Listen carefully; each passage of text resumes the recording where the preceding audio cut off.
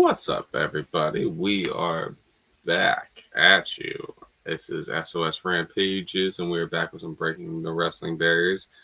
It's as it do for a lot of people. It was a long April for us as far as with Easter work, WrestleMania. That was a lot of content to consume and to just take in. And sometimes you just need that wrestling breather and just that take everything in, and we back in the swing of things, and we here with y'all to try to cover the things and the fallouts after, and we are leading into backlash and certain things, but we'll get all of that into the episode. Like I said, my name's SOS Rampages. Is down here at the bottom of the thingy, and over there is that way. Hey, I am Arm. and yeah. Check us out on all the places, all the stuff, all the YouTubes and Twitch and stuff like that. But we'll get to that more at the end. So yeah, like I had said, we are leading into Backlash, but I should follow the pretty ticker at the bottom, as you see. But I'm just kind of all over the place as far as it's been a minute, guys. We getting back in the swing of things and everything. Going with the big topic of discussion that everybody is talking about, and kind of background, as you see, as my man over here is in mourning. If we could get like some sort of Undertaker gong bong. And this is no shade whatsoever. I know you would know this better. How many times is this for her? Third? Second, maybe. I don't know. Second or third? This one just hurt a little bit more for fans because it's like you all brought her back, and this one felt more spiteful than anything else. And like I said, we'll talk about more of where she's going after this, because she is one of the main, if not the main, release from this set round of them that has the biggest chance to make an impact somewhere else. Let's just get into it then. Where do you think?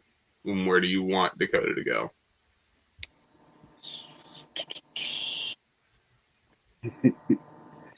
Selfishly, Impact, Okay. because she would still be adjacent to all her friends and coworkers. Unselfishly, probably ROH. Okay. Because mostly because I feel like AEW's got a strong division, but ROH could use a little bit more support to hold that table up. Okay. I could see that. I'm a huge proponent right now of, and I don't know if I could be 100% wrong, and I believe she's done it before, of maybe doing a nice run in Stardom for a little bit and really just being a star over there, being that, and then coming back over and, doing either an AEW run or something like that, but bolstering her name and getting it out there more somewhere else before doing so, and just having some fun with it, letting her do her thing and what she wants to do with it. But it seems like, the world is open for her right now as far as, whatever she wants to do with it. She is, like I said, probably the highest touted free agent from the releases so far and what everybody's looking for. Yeah. But this one, like I kind of said earlier, this one felt more of when she got released beforehand, there were definitely rumors that she was going to go other places. And this felt like at the time when Triple H brought her back that it was almost trying to keep her away from everywhere else. It wasn't necessarily that they had 100% plans for her and stuff for her to do. They didn't want her to go somewhere else because they do know the threat that she is going to be a star somewhere. And I had said this the entire time. You give her that win over Lyra, then give Lyra the belt after. Like you could have made something work here. Or at least given her a storyline with Lyra afterwards. Like it felt very Right. Yeah.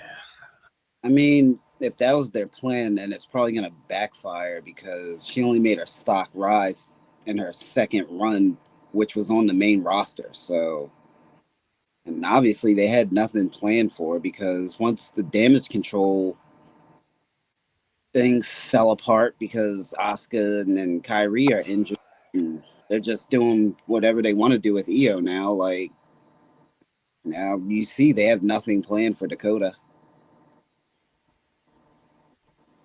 Yeah. She and we'll start moving along with it because I mean, like I said, she's the big one from big hit from it. Because like I said, a lot of these NXT people are kind of like more up and comers, more NXT people that were kind of like, that's sorry. I mean, you'll probably do great things, or we'll see your name out there, or we might not. Who knows? But like, this is one of the big ones. And even bigger names that were released, like I mean, this could just be a me thing, but I feel like you're along the same lines, like a Braun Strowman. I don't like that they brought him back just because they don't, once again, like a Dakota, it seemed like they don't have anything for him. He's also a little bit different, though, of like, I don't necessarily want to see him full time anywhere. He can be an attraction and come in randomly. Like, I think he did like an ROH spot, like when he was around, like just. I think that him with that shock factor, him had that brawn, like when you're not in the company, as opposed to seeing it every week. Like even if he did like spots in WWE like that, like off, one shots, like I think it would do better for him. And that, I mean, he showed like after he got released that he was just on a jet ski in the water. Like he don't need the money. He's good. He's had a long, career. He's had a lot longer career than people realize in WWE. Like he's been there for almost a decade on and off. Right. I think he would. Anything else you'd like to say? I think he would stand out a lot better outside of WWE. Like just look at Big Bill compared to everybody in AEW. Like he looks like a giant. Like in WWE, he just kind of blends in, when Kane and Big Show and Mark Henry were around. So Braun in a different environment outside of WWE is gonna stand out and look like a much bigger deal than the WWE was making him look like. No. Another one of your girls that you like over here, Shayna Baszler. I mean, this seems like it's got AEW written all over it, or / indie run. Yeah. Would you prefer seeing her against Marina Shafir and join the ops with Samoa Joe, or do you see her joining Marina Shafir and having that be like the 4 horsewomen kind of idea? Because I mean, you have them join together. If you're Tony in the back of your head, you have them together or you have them work together, you can get Ronda out to play possibly, because now you got two of her besties doing stuff together and having fun with it. Not just doing stuff, but going over strong like, Ronda loves. She loves to be put over.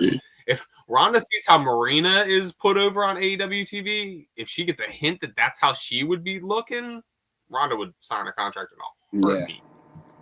Like, that's all she wants to go over strong. Yeah. You just reminded me of like when Shayna was in NXT. She reminded me a lot of Joe, like with the cow and the submission style. So immediately, yes, like put her with the ops. Yeah, I know it would do a lot of good for her, and I think it would almost like. I don't know if we've ever had. I mean, I guess she was kind of pseudo in NXT. We haven't had like a babyface Shayna run, and I feel like that would turn her babyface. Like her running around with Samoa Joe, like it would automatically kind of turn her a little bit. Yeah, and they would actually let her personality show. Like you've seen her on Up Up Down Down. Mm-hmm. Like she's completely different than like her on screen persona that WWE let her show. Right. So like just her being around the ops, like she would fit in and just be another cool person that's ready to choke out everybody that we don't like. Yeah. The last of the main roster releases, Kaden Carter and Katana Chance. Do they stay together? Do you think we see them like anywhere in particular? I think they stay together. I don't know where they're gonna end up. I feel like they're gonna. I could see an Impact. That's where I could see that, and especially if they're staying together, they have a tag team division over there ready for them. Yeah, that might be the best spot for them because like they've got like good chemistry and like tag team moves. So like I don't see them breaking up, and they actually seem like they get along, like they're actually friends. Right. And then we're going to the NXT side of things. We, like I said, we have a couple of the heavy hitters that were kind of released. Cora Jade being one of the big ones, especially since of how much they pushed her to begin with. It was, I guess, that's where the shocking factor of that one comes into play, and it just feels like they built her up so much, but never. It's almost like how they are with Nikita Lyons right now. They've built up all this hype, all this hype, all this hype, and you're waiting for that moment. And it's like, it's to no fault of their own. They have Roxanne that they're getting over. They got all these new Stephanie Vakir. It's just that idea of like you would think they would capitalize on the momentum they built up. They almost built up Cora Jade to just release her out into the wild now with all of this steam, all this momentum that they manufactured and built. Because yes, she was an independent star, but she wasn't as big as she is now. Wasn't known, yeah. So it's what they almost, it's the opposite of what they like to do. They like to almost break people down, or at least that was the old school method of you breaking them down. You have them lose, you don't put them over, but they've almost put her over a decent bit going out the door. So I mean, I think she's a tricky one because she does have the Punk lineage.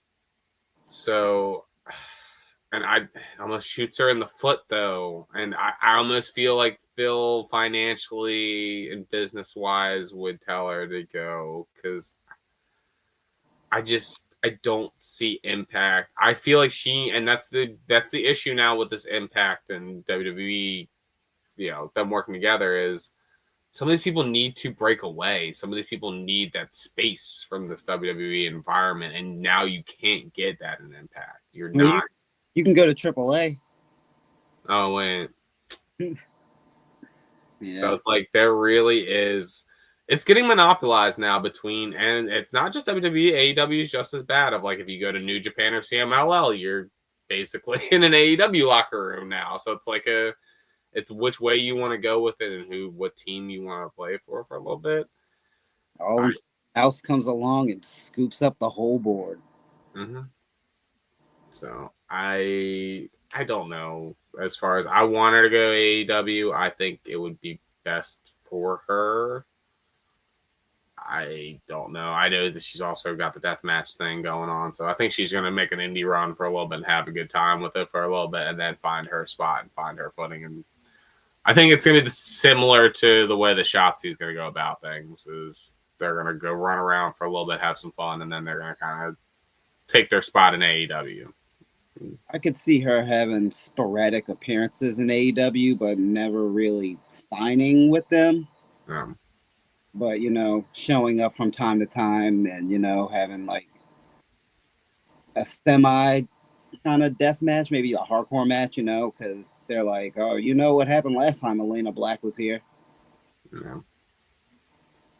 Yeah. Also, Gigi Dolan getting released now. Priscilla Kelly again. Where do you see her ending up? What do you see with her going on? The Indies and AEW. I don't know. I see like her going to AEW, and kind of like how Toxic Attraction was about Mandy. Mm-hmm. See like her having a group that's like with her as the center. Okay. The other, at least a big one for me, and I think up and coming for a lot of people, is Jakira Jackson. I've already seen this, and I'm definitely 100% stealing this from someone that has said it on Twitter. I put her in Stardom for like a year or two. Let her learn how to actually work, and like with that personality, with the way she is, you could have another Mariah May in a year or two if you let her simmer down there in Stardom and let her almost like, send her away, teach her a new hole for a second, just let her do her thing. You would have Mariah Monet. Mm-hmm. Yeah. So it would be very, very interesting as far as if that's what they were going to do. What would you do with her? I like that idea. Mm-hmm. But I don't know. hit the indies, learn a new hold, run into Matt Cardona, let him get into her ear, and so she can get into the cycle of how to do this on her own and recreate herself. And then, do the whole Matt Cardona, Drew McIntyre thing where you make yourself, and Cody Rhodes, make yourself so much better that they just have to have you back if she wants to go. A bunch of these NXT releases, and this is something I'm just going to group together because of, what I remember, especially from the beginning, because I did follow it in the beginning a little bit here. And it's something that I think would benefit them in the long run of you had, Gallus all get cut. You had, Mark Coffey, Joe Coffey, Wolfgang, and then you also had Eddie Thorpe get caught, all from NXT UK, essentially. NXT UK that moved on over to the US. Yeah.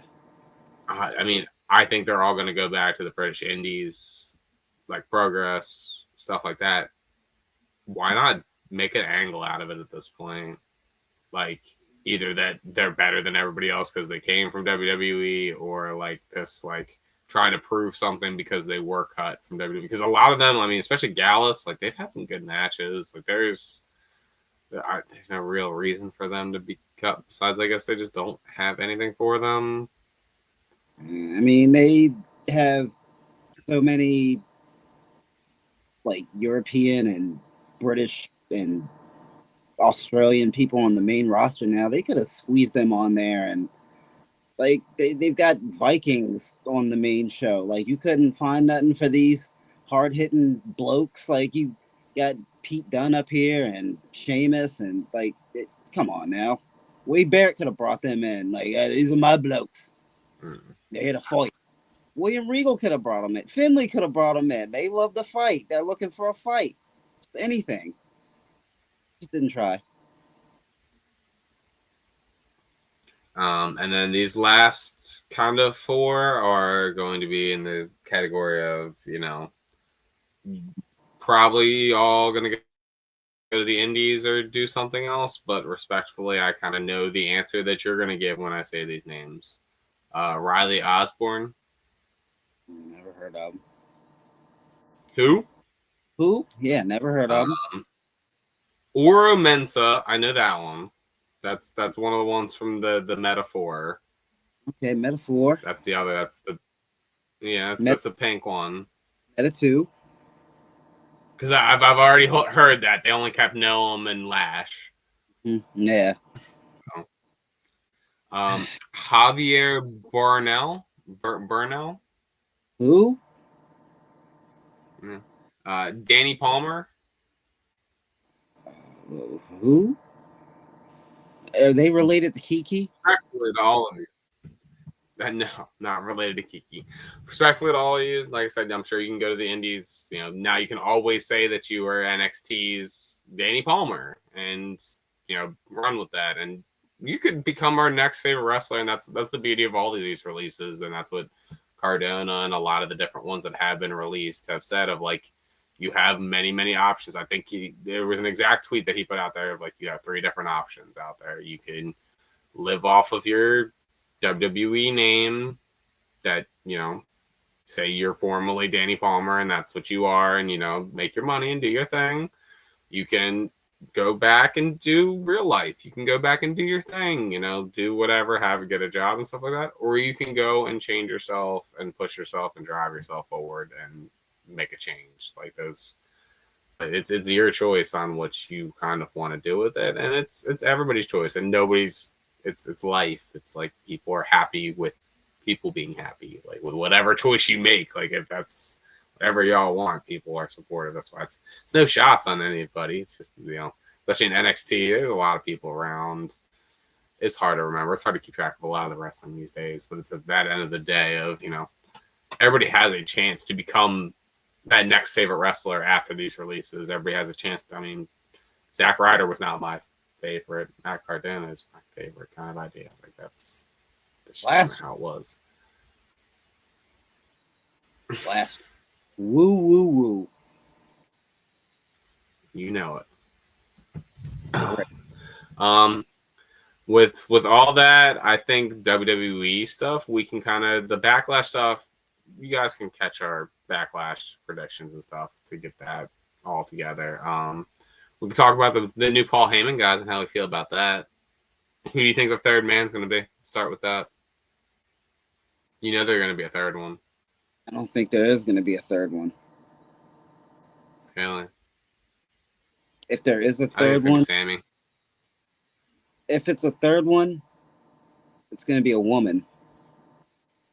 Okay. It might be Becky. I could see Becky. But I don't Becky and think there's Seth. going I to be could see that. But Sammy. I could see that, or I could see Sammy. I want Sammy personally. I think I could see that. No, man, we need a hero. I know. Look at all the stuff John Cena is doing. We need a hero right now. Do you really you want? I feel Cordero the 4-bed. My son Cody, he's the hero of every story there ever is, and even your little punk ass Phil ass Brooks going try to be the hero of the story. Phil ass Brooks. Yeah, and then Roman. But you know what? Sammy also. No, I get that. That's what the beauty of Sammy is. He can play both sides. But I do think that there is going to be a third. I don't know who, but I feel like, I don't know. In wrestling, I feel like it works better with trios. It works better with a faction. Paul Heyman's the third. He's not a physical third, but he is. Oh, you don't let him get in there. He'll roll his. I'll buy up in a second. No. He'll get that tracksuit on. No, not the tracksuit. Yo. He's got a pin over. What was it? I think it's Brock. Yeah, did he beat Brock? Or was it like him and Big Show beat Brock, or was it the other way around? Yeah, it was him and Big Show. Yeah, we get a Paul Heyman and a tracksuit action figure. Yes, please. That'd be great. I forgot about the tracksuit, Paul. It's a side note because I don't even want to talk about this next thing, so that's why I'm, just stalling anyway. Because you said action figure. Apparently, R-Truth on the podcast said that he wanted a little Jimmy action figure with a box with nothing in it. Yeah. WWE thought about it. I was like, I kind of would have loved that. Man, I would have bought one.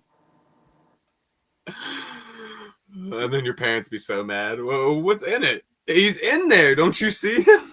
Little Jimmy.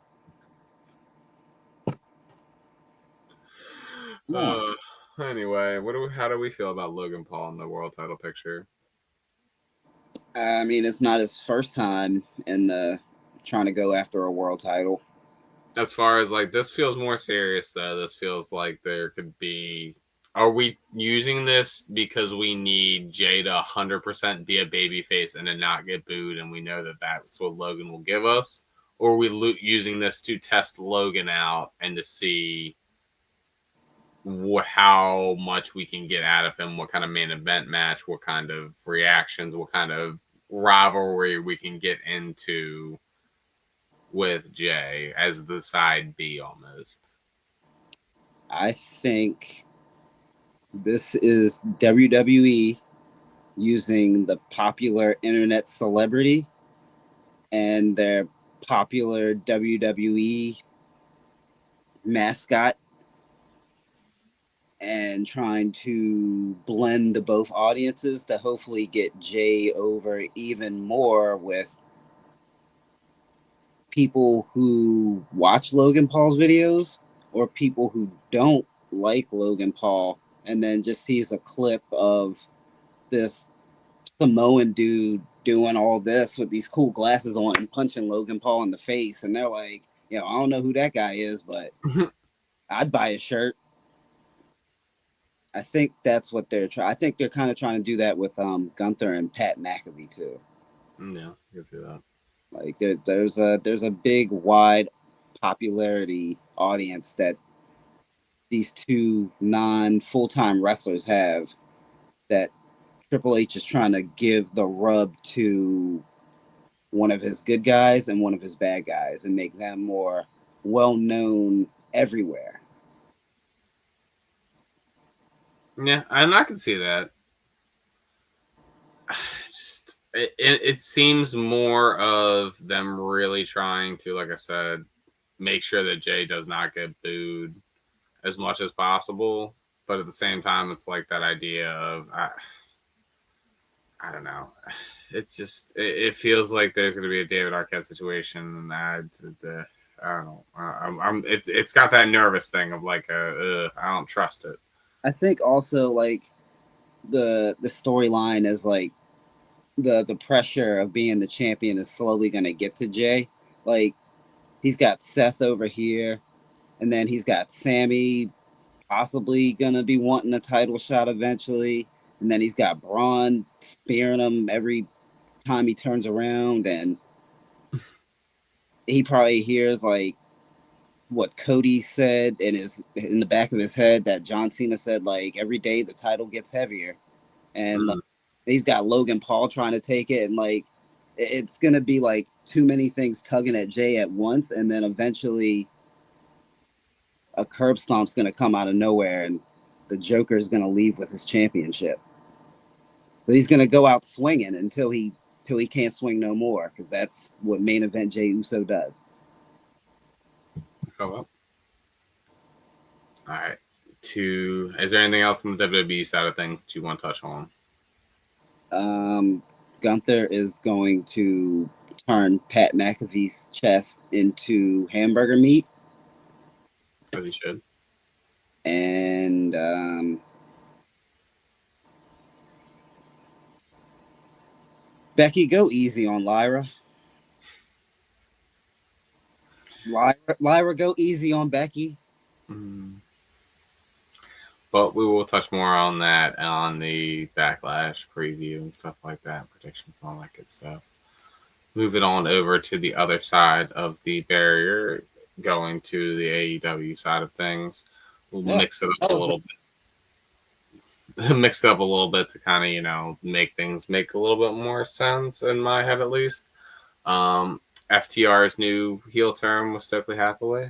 How you feel about this? Do you like it? Do you not like it? Are we treading water with FTR at this point? Should we have broken them up? Do they need? I know this is also something that's a leading question for you because this is always your answer. Do you think they need to be done with AEW? And that's part of the issue.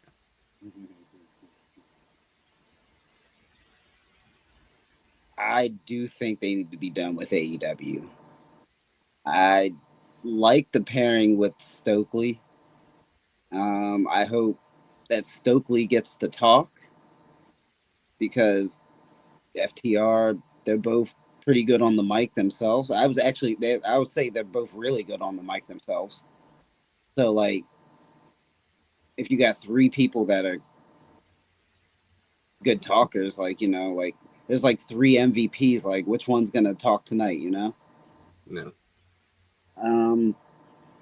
But I don't think it's too late for him in AEW. I just feel like AEW is not gonna do anything with them that means anything. Like, they have them in a spot, and when they want to use them, they dust them off, and they're like, go pile drive the Rock and Roll Express and tell these people why tag team wrestling is so important. All right, see you in 2 months. I think a lot of it is to set up, like I had said when it happened, to set up the Copeland Christian versus FTR match down the line with that heel babyface. It just seems too perfect. I think FTR could use what they kind of came into AEW with. Then they kind of lost after time. I don't know if contracts changed. I don't know if their mindsets changed or what they wanted kind of changed. But it was almost like they were like indie guys, outlaws that they would do the indie shows. They would run around and they would show up to AEW just like in their truck. Like this is just another show for them. Like that the old school mentality of this is just another town. Like, I'm just working for y'all tonight. I'm gonna work for them on Saturday night. Like it's kind of that idea. I think getting back to that might help them out a little bit. Yeah. Also sticking with the tag team action of things, I guess, kind of. what's it gonna take for Mance to get his third thumb up? What's poor Maxwell gonna need? He's trying so hard. You heard Bob hurt somebody. Who he gonna hurt and how he gonna hurt? I don't know, man. I don't know, because if Bobby's telling you to hurt somebody, sir, could you at least point to someone and then which one should I hurt? Which one don't you approve of, Bob? Because I'll go to a playground real quick if it's that easy. I'll stomp out a couple children, real quick. You know how MJF gets down. I think he's gonna have to beat Bobby in a match because it's the tension between those two. Yeah, like, I mean that's what it seems like it's building up to. Yeah, like there's a good balance there where you want them to get along, but at the same time, you're like, yo, Bobby's about to snap you in half, and I kind of want to see you run away from him for a little while.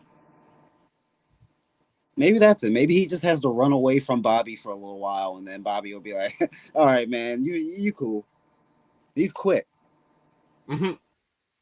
Shelton, he's the quick one now. Shelton's like, what the? Yeah, I think he's gonna have to beat Bobby. I almost want.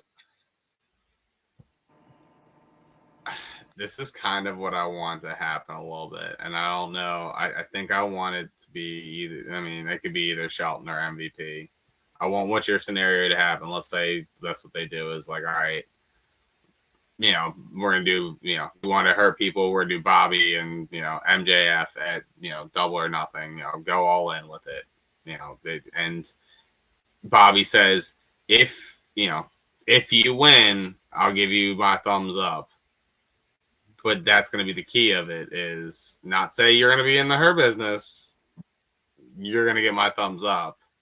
And then immediately when they start doing the thumbs up, either Shelton or MVP start doing the thumbs down. And that's when Cedric.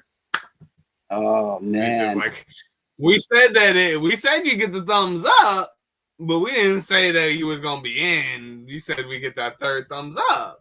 And that's outsmarting him the entire time. And almost that evil smile from Shelton just kind of creeping in of like, you a funny kid, but I don't trust you like that. And MVP's like, kind of hyping it up tonight. Like, tonight's the night we will or will not have a new member. And then also with Bobby doing the thumbs up at the end and then the other two doing the thumbs down, it just goes into the whole gimmick of, Bobby's the nice one. Bobby was the nice one. What he's told.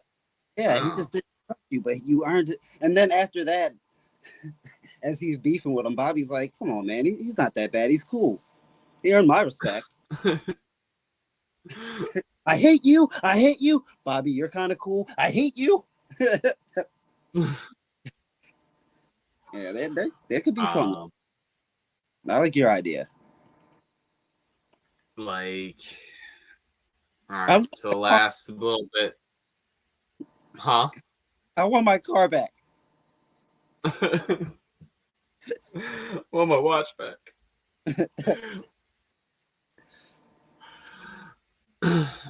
And these two topics lead into each other pretty well because as much as we'd like it to happen, what Mox's title reign, does Joe have a chance to beat it, or it's a TV match? It's Samoa Joe.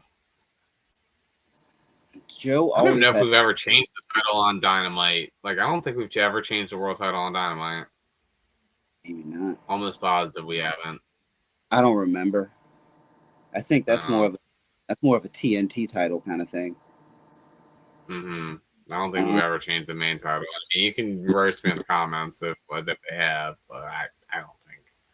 I think Joe's got a chance because I just have this theory from watching wrestling and seeing Joe in companies. I just have this theory that wrestling's always a little bit better when Samoa Joe is the world heavyweight champion. I don't know why, but for some reason, every time Joe's the champion of a company, it's a little bit better. Maybe it's because he's really good. He's really believable. I want to believe it. I just Doesn't seem like it would happen on TV. No, it which is doesn't. what they want you to think. I hope so. I really hope that that's how this is going to play out, and I hope that that's what's going to happen. I mean, I would say Joe's the one that's coming with backup, but Cope had backup. So like even having backups not like gonna guarantee like everything's gonna be even. This would be the perfect week for Pac to come back. He always comes back when no one suspects him, and then like, oh, the numbers are even. Pac's here. Yeah, and then I'll do like his red arrow off of or whatever off of the cage and hurt himself, and then I'll be out for another.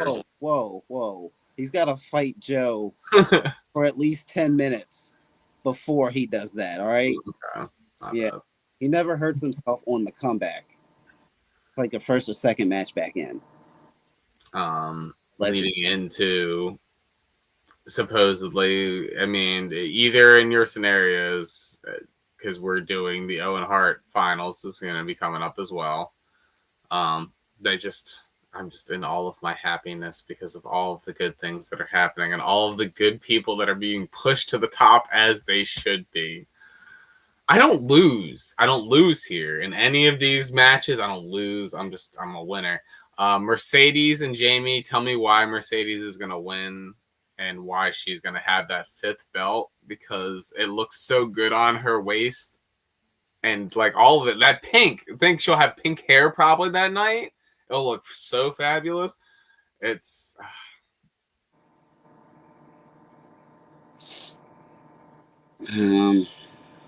I thought she was an Eddie Guerrero fan. She's a wrestling fan at heart, okay? So she could be everyone's fan. You think Eddie didn't watch Owen? You think she didn't watch Owen? Come on. She's going to win that and she's going to cry. You know that's going to happen. Ric Flair.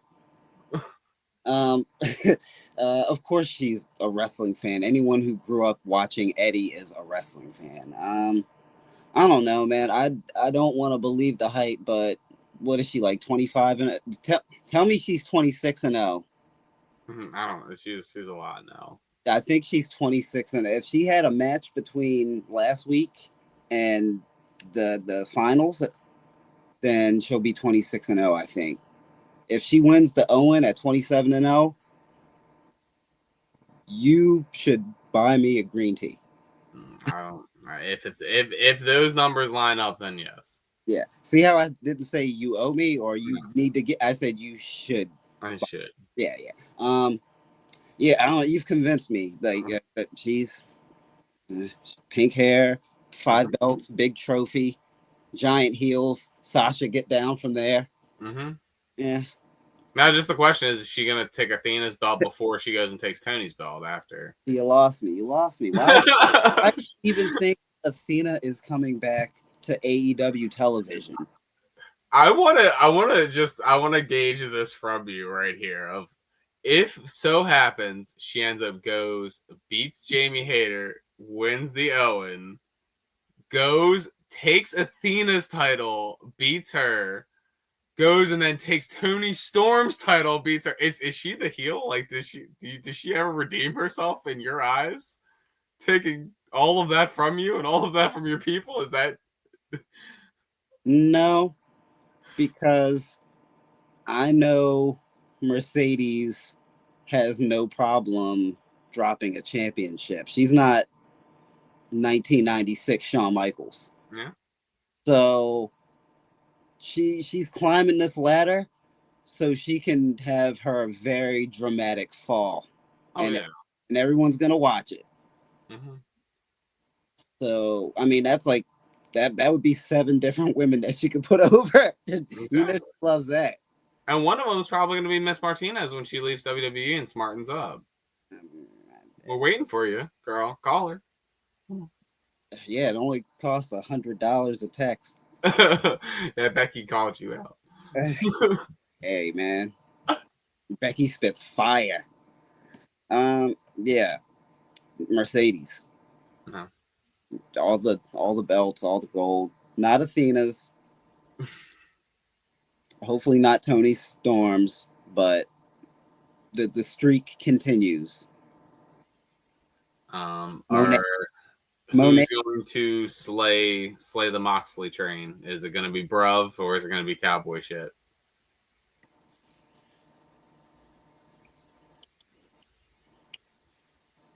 It's gonna be Bruv. No. Because cowboy shit's got a storyline going on with Swerve.